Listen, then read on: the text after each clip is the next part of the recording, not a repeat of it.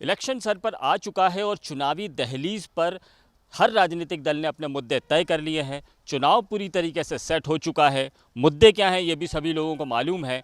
अब वक्त उस बात का है कि इन मुद्दों को लेकर देश की आवाम आखिर क्या सोचती है। हर वर्ग को के लिए बातचीत की जा रही है और आज हम बात करेंगे देश के मुसलमानों की। मुसलमान ने इस देश में चुनाव को लेकर क्या क्या बात तय कर रखी है, किन मुद्दों को लेकर बात की जाने वाली है, क्योंकि कहा यह भी जा रहा है कि जब ये चुनावी दौर में माहौल राम मंदिर का है तो हमारे देश का मुसलमान, मध्य प्रदेश का मुसलमान क्या सोचता है। इस लोकसभा इलेक्शन की दहलीज पर 2024 में मोदी एक तरफ है, दूसरी तरफ पूरा अलायंस है जो मोदी और बीजेपी को चुनौती दे रहा है। ऐसे में मध्य प्रदेश का मुसलमान क्या सोचता है, आइए बात करने की कोशिश करते हैं। सलालुद्दीन साहब मेरे साथ मौजूद हैं और इस वक्त मैं मध्य प्रदेश भोपाल के ऐशबाग इलाके में हूं जो मुस्लिम बाहुल्य इलाका है। यहां पर बीजेपी ने कैंडिडेट तय कर दिया है, आलोक शर्मा कैंडिडेट होंगे। मध्य प्रदेश में कैंडिडेट्स तय हो चुके हैं, कांग्रेस के कैंडिडेट आने बाकी हैं और अब मुद्दों की बात करते हैं। देखिए साहब, राम मंदिर की बहार है, पूरा देश जय जय श्री राम कह रहा है और मैं मुसलमानों से बात कर रहा हूं कि देश में इस वक्त में क्या मुद्दे आप लोगों ने तय कर रखे हैं और आप मोदी को लेकर क्या सोचते हैं। देखिए, मोदी जी हैं तो मुमकिन है, और मोदी जी की जो योजनाएं चल रही हैं, मेन बात यह है कि मोदी जी की गारंटी योजना जो चल रही है वो हिंदुस्तान में सब उससे प्रभावित है। और उस योजना से हर एक समाज के लोगों को, ख़ास तौर से मुसलमान लेडीज़ों को, नौजवानों को, उनको रोज़गार के आयाम मिलना शुरू हो रहे हैं। और अब ये आवाम ये चाहती है कि विकास की तरफ मोदी जी का जो मन है विकास की ओर है, और इस बार हिंदुस्तान का पूरा मुसलमान मोदी जी के साथ जाने के लिए तैयार है, विकास की तरफ देख रहा है। और यकीनन जो भोपाल की सीट है ये गंगा जमनी तहज़ीब की सीट है, और यहाँ से भारतीय जनता पार्टी ने एक अच्छे तेज़ तर्रार कैंडिडेट को उतारा है, आलोक शर्मा जी को। और हम बधाई देते हैं कि पूरे मुसलमान जो हैं वो विकास की तरफ देख रहे हैं, विकास के लिए प्रयास कर रहे हैं, और वो इस बार मोदी जी के साथ और लोकसभा के कैंडिडेटों के साथ जाना तय करेंगे। यानी मोदी की गारंटी अब इस समय चुनाव का मुद्दा है, लोग मोदी की गारंटी पर विश्वास कर रहे हैं। आपको भी भरोसा है? सब भरोसा क्या है, ये तो खैर सभी को मालूम है कि ठीक है भारतीय जनता पार्टी का मामला है, लेकिन क्या है कि मोदी जी ने जो है सभी किसी के साथ सौदेला व्यवहार नहीं करा। बस सबका साथ सबका विकास, तो वैसे जैसा किया है उन्होंने वैसे ही करके दिखा रहा है। इस आधार पे जो है मुस्लिम भी उनके साथ जो है रहे। लेकिन इस देश में जय जय श्री राम की गूंज भी हो रही है। आप आइए, आप मुझे बताइए। जी हाँ, मोदी एक अच्छे नेता हैं, मगर सिर्फ वो मंदिर और मस्जिद का मुद्दा हटा दिया जाए तो इस देश को वो बहुत आगे ले जा सकते हैं। मैं समझता हूँ उनके राज्य में बहुत सी चीज़ें बहुत अच्छी हुई हैं, मगर सिर्फ मंदिर और मस्जिद का जो मुद्दा है उसकी वजह से मुसलमान थोड़ा सा आगे पीछे होता है। तो ये मुद्दे वो छोड़ दें तो देश मेरे हिसाब से बहुत आगे जाएगा। मोदी तो इसकी बात ही नहीं करते हैं कभी मंदिर और मस्जिद की, ये तो सियासी दल कर जाते हैं। हाँ, मोदी तो नहीं करते, मगर उनके साथ जो नेता हैं वो ये बात को छेड़ते हैं हमेशा। आपके मन में क्या खास बात है? एक तरफ मोदी है, राहुल गांधी है, पूरा एक अलायंस तैयार हो रहा है, मोदी के अगेंस्ट पूरा अलायंस तैयार हो रहा है। नहीं, देखिए, राहुल गांधी के साथ अगर जाते हैं मुसलमान तो उनका तरक्की नहीं होना, जाना तो मोदी के ही साथ पड़ेगा। मगर सिर्फ मैं यही कहना चाहूँगा कि मोदी जी मुसलमानों के साथ जो थोड़ा बहुत भेदभाव है उसको ना करें, बस उस पर उसका ध्यान रखा जाए। यहाँ पे आपको लग रहा है गारंटी भरोसेमंद है, लेकिन इस पर भी है। नौजवान साथी भी मेरे साथ मौजूद है। देखिए, उम्मीद की नज़र से देख रहे हैं और इस बार कहा जा रहा है कि देश का नौजवान तय करेगा कि देश की सरकार कौन होगी। आप क्या सोचते हैं? नरेंद्र मोदी। अब की बार 400 पार। और एक शख्स वो है जो देश में पैदल चल रहा है, न्याय यात्रा जोड़ो, भारत जोड़ो यात्रा करके भी निकले हुए हैं, जो बताना चाह रहे हैं कि देश में इंसाफ की ज़रूरत है। उनके देखिए, अब 70 सालों से उनका राज था, कर कुछ नहीं पाए सिर्फ आश्वासन के अलावा। सबसे ज़्यादा मुसलमानों को पीछा कांग्रेस ने किया है। आज भी जो एकता का संदेश देना, मोहब्बत की यात्रा जो बतलाना चाहते हैं सब फेक है। टोटल सिर्फ अपनी राजनीति चमकाना है और नए नए एजेंडे अपनाना है कि इस तरीके से फेवर में आ जाए, मतलब पॉलिटिकल में आ जाए, कहीं सीट मिल जाए, हमें कुछ कर लें। खैर ऐसा कुछ नहीं है इस बार। रोजगार को लेकर क्या है, नौजवान तो रोजगार की बात करता है। नहीं, नरेंद्र मोदी ने इस बार कई रोज़गार मिले हैं। अब अभी भी महिलाओं को भी मिल रहा है, सिलाई मशीन योजना के तहत ट्रेनिंग के फॉर्म भरे जा रहे हैं, जिसमें उनको भी लाभ मिल रहा है और नौजवानों को भी मिल रहा है। आगे यही उम्मीद है, खैर 400 पार मोदी सरकार। अच्छा, आपको उम्मीद भी है? मोदी की गारंटी पर आपको भरोसा होता है? बिल्कुल 100% गारंटी है। जो वो बोलते हैं वो करते हैं। जो वो कहते हैं, ऐसा परसेप्शन बनाया गया है कि मोदी जो कह देते हैं वो हो जाता है, वो करके ही दिखाते हैं। बिल्कुल बिल्कुल करके दिखाते हैं। और दूसरी चीज़ क्या है कि मोदी जी के टक्कर अभी तक तो उनके जैसा अभी तक बंदा है नहीं, और ना मेरे ख्याल से होगा विपक्ष में भी, क्योंकि उनके बराबर कोई नहीं है। राहुल गांधी पैदल चल रहे हैं, ममता बनर्जी की भी सरकार है, अरविंद केजरीवाल पार्टी की 2 राज्यों में सरकार है। 2014 से मोदी जी जब से आए हैं तब से भारत का नक्शा ही बदल दिया है, ये बात सच है। मतलब माइनॉरिटी माने या ना माने, कुछ लोग मानते भी हैं, कुछ नहीं भी मानते हैं, लेकिन बहुत परिवर्तन हुआ। क्या परिवर्तन आप गिनाएंगे? देखो, सबसे पहले तो अपना जितने भी हाईवे वगैरह जो बने हैं वो मोदी जी की देन है। जितने भी अपने फ्लाईओवर बने हैं ये मोदी जी की देन है। ठीक है। दूसरी चीज़, जितने भी एयरपोर्ट वगैरह, अभी जो अयोध्या में देख लो एयरपोर्ट बना है, कहाँ बना था? ये सब मोदी जी की देन है।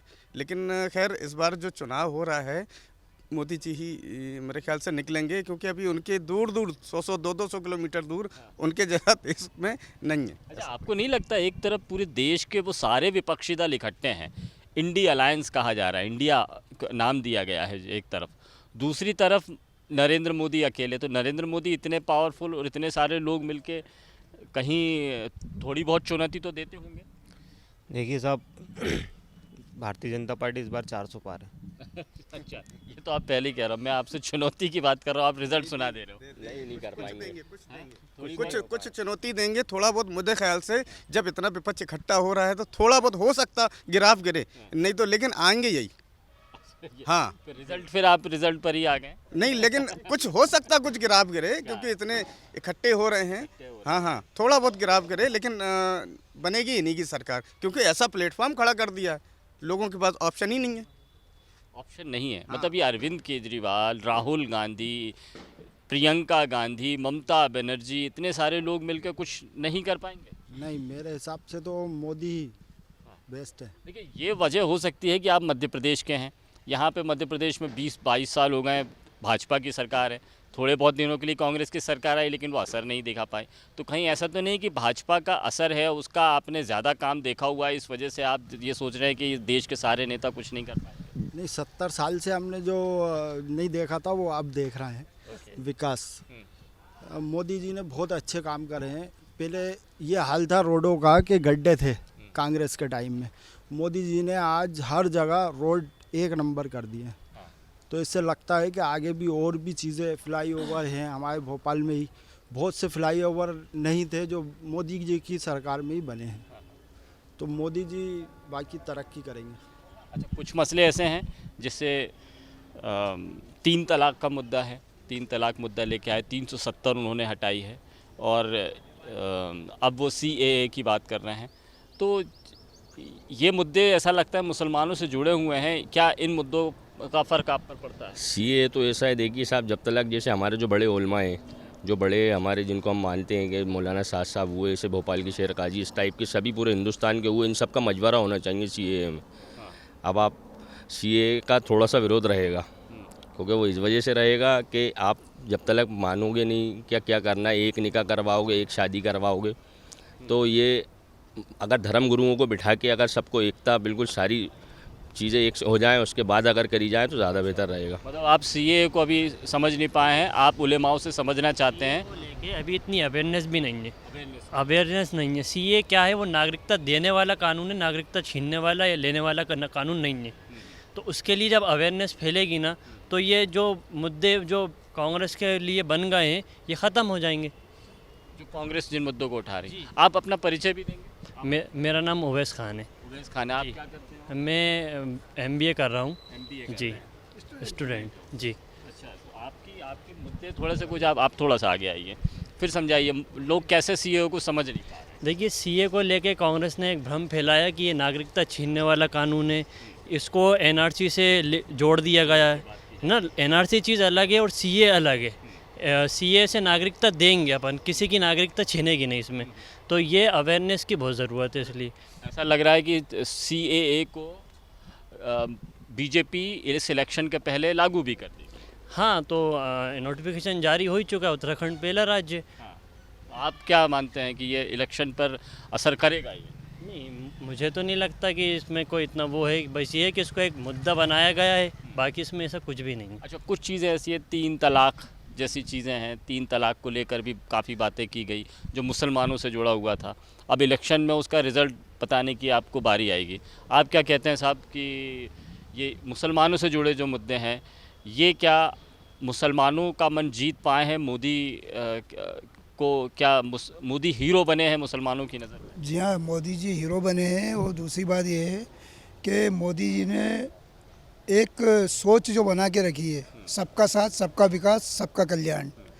तो इस सब से प्रभावित होकर माइनॉरिटी के लोग भी मोदी जी को अच्छा कह रहे हैं, मानते हैं। और भारी तादाद में मुस्लिम भाई जुड़ रहे हैं और इससे किसी मुसलमान को नुकसान नहीं है। मोदी जी के साथ जुड़ने और जाने से और भारतीय जनता पार्टी के प्लेटफॉर्म पे आकर काम करने से विकास के रास्ते खुल रहे हैं, नौजवानों को रोज़गार मिलेंगे और आगे एजुकेशन अच्छी मिलेगी, अच्छे कॉलेजेस खुले हैं और बहुत अच्छे अच्छे कार्य जो हैं वो पूरे मोदी जी ने 10 साल के कार्यकाल में करके दिखा दिए हैं।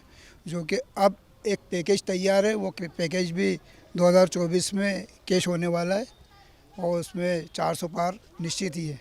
अच्छा, आपको लगता है 10 सालों में बीजेपी सरकार ने, मोदी सरकार ने केंद्र में आपको रोज़गार के अवसर मुहैया कराए हैं या एजुकेशन स्तर पर आपका कुछ बढ़िया हुआ है? अभी राशन कार्ड से सबसे ज़्यादा अगर एडमिशन हो रहे हैं तो मेरे हिसाब से तो मुस्लिमों के हो रहा है।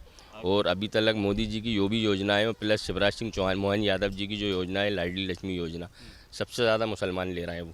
अभी भी सिलाई मशीन के फॉर्म की MP ऑनलाइन पे, हाँ, उस पर काफ़ी भीड़ लगी है ताकि हमारा फॉर्म सिलेक्ट हो जाए, हमें रोज़गार से लग जाए। सिलाई मशीन की ट्रेनिंग के दौरान बराबर लगी हुई है। जो रोज़गार योजना बिल्कुल उसमें आ जाए। आपको लगा है कुछ हुआ है 10 सालों में? बहुत कुछ हुआ है साहब।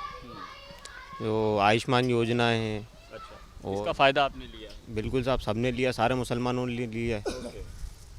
और भी बहुत सारी योजनाएं हैं जो मुसलमानों के लिए भी बनी गई हैं, अलग से भी बनी है। लेकिन ये जो आप योजनाएं गिना रहे हैं, ये वो कॉमन योजनाएं हैं जिसका फ़ायदा सबको मिला है। तो आयुष्मान यानी बहुत फ़ायदेमंद साबित हुई। 5 लाख का इलाज फ्री है, 40,000 रुपये, 50,000 रुपये का तो आंखों का ऑपरेशन कराया है। ये आयुष्मान के ही माध्यम से ही कराया आपने? हाँ, हमारे घर में परिवार में इलाज हुआ है, आयुष्मान के माध्यम से हुआ है। अगर आयुष्मान नहीं होता तो ये जेब से पैसे देने पड़ते, लेकिन आयुष्मान कार्ड की वजह से ये इलाज हुआ है, इलाज हो पाया है। जी सर, 10 सालों में कुछ योजना देखिए, फ़ायदा हो? स्टार्टअप जैसे आपने बोला रोज़गार, तो आप देखिए स्टार्टअप योजना में कितने स्टार्टअप इंडिया, स्टार्टअप मतलब अलग अलग स्वरोज़गार करके इतनी स्कीमें निकाली हैं। ये सब रोज़गार के लिए ही निकाली हैं।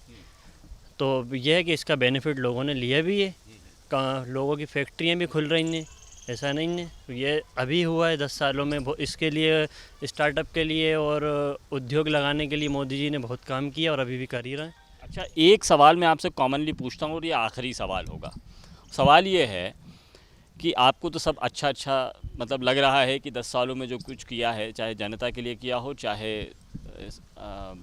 आम जनता के लिए किया हो या स्पेशली मुसलमानों के लिए कुछ किया है, उसका फ़ायदा मिला है। लेकिन क्या आप कुछ और भी चाहते हैं?